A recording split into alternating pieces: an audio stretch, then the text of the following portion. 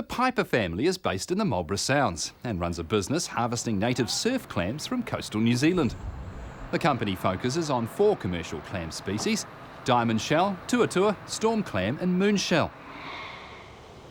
Most Kiwis know clams as the cockles or the pippies you get in estuaries. The clams we get are on the open water, right in where the surf breaks. A lot of people get small tuatuas when they go down and do the shuffle on the beach as kids.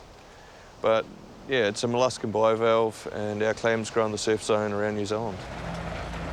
The market for our clams is both domestic and international. We've seen a large increase in domestic sales in the last 5 years, but also equally as large in terms of export. We export about 90%. All clams came in under the quota management system in 2004.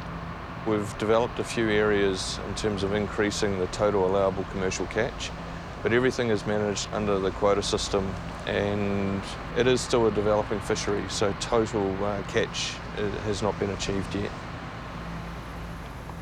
Our goal is to be at 5,000 tonne in 3 years. We currently do about 600 tonne. We'll do about 1,000 tonne this year. We have lots of threats in this business. We have environmental, political. We're always at risk of having pollution events. The Christchurch earthquake, all the sewage pipes got broken, so we couldn't fish there for 18 months.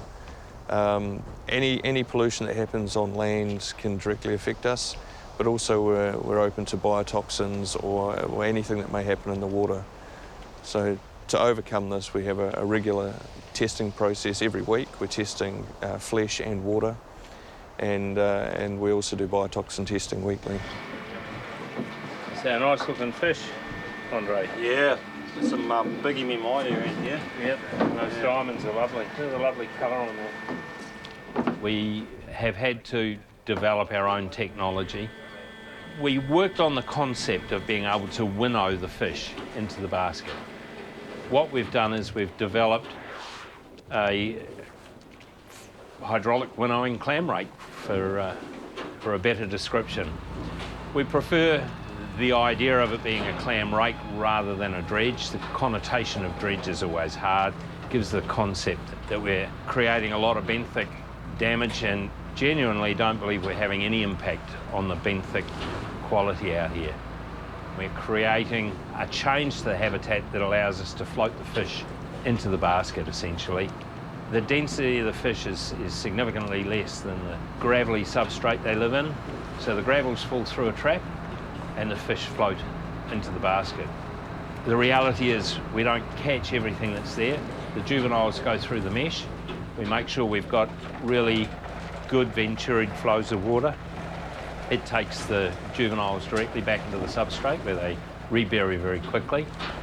And there will be some adult fish that escape capture, but the good news is they're there for next time. In order for the Minister to allocate annual catch entitlement, we need to be able to prove scientifically that there is sufficient biomass there to fish down and that the recruitment and growth rates are adequate to replenish what we've taken on a year-by-year basis. So we have our own purpose-built vessel that's set up for survey work. It's jet-powered so we can access beach easily from river mouths. We have a purpose-built dredge, and we use that for biomass study. It is, like everything else, a work in progress, but statistically we've been able to show recruitment, growth rates and parent biomass. We have areas that we dedicate to non-fishing activity, so we make sure that we've always got a parent biomass to reseed the beds. We are pleasantly surprised at the rate at which they recruit and recover.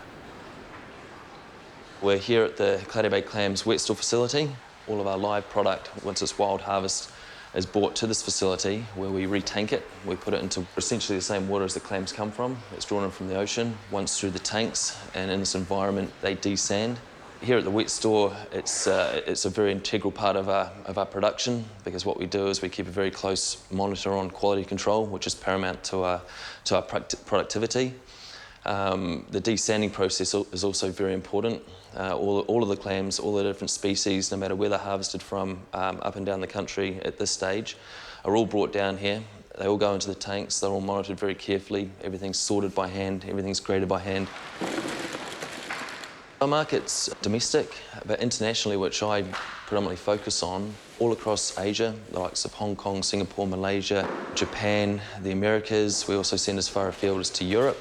Australia is also one of our large markets at the moment as well. So we've got the tour, which a lot of Kiwis will be familiar with because, as Isaac mentioned, at a low tide, you go out and shuffle with your feet and you can harvest them in that manner. They're very unique individuals as clams. They all have different water depths, quite specific to them as well. The tour will be in 1 to 3 metres of water. Then next out we have the diamond clam. The diamond is one of our most popular for the Australian market. Incredible meat to shell ratio, beautiful taste, salty, sweet, crisp. They're at about 3 to 5 metres of water. So a little bit deeper water than the diamond clam. We've got the impressive storm clam, which is the largest of the species that we harvest. And also out next to them we have the moon clam. And all the species, again, are in the surf zone, right in the very nutrient-rich, turbulent surf zone of the beaches around New Zealand. They all have slightly different flavour notes. The tuatua, as a lot of Kiwis will be familiar with, very good for like your tuatua fritters, also very good raw shucked. The diamond clam, the application, it's very popular, this sort of spaghetti clam, sort of, similar to the Italian dish with the spaghetti vongole. The storm clams in Hong Kong, which is our largest market for the live storm clams, because of the size of it and the impressive shell, what they'll do is they'll open it, put it in the half shell a lot of the time, remove the meat, and dress it as they will, put it back in the shell, and then present it on the plate as a single shell per dish.